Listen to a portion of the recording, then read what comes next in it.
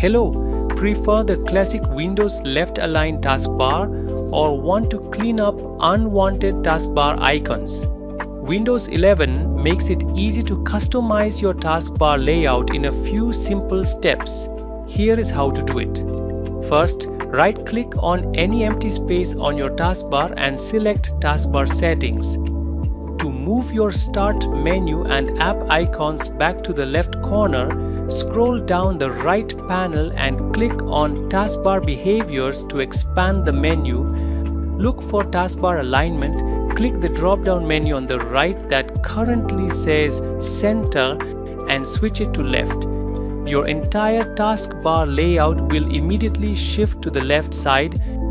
Next, to keep your favorite apps easily accessible, open your Start menu, right-click on any app you use daily, and click Pin to Taskbar. To remove an app you rarely use, simply right-click its icon on the taskbar and select Unpin from Taskbar. Close the settings window and your customized taskbar layout is complete. If this guide helped you, please like this video and subscribe to Tactim for more quick tech walkthroughs. See you in the next one.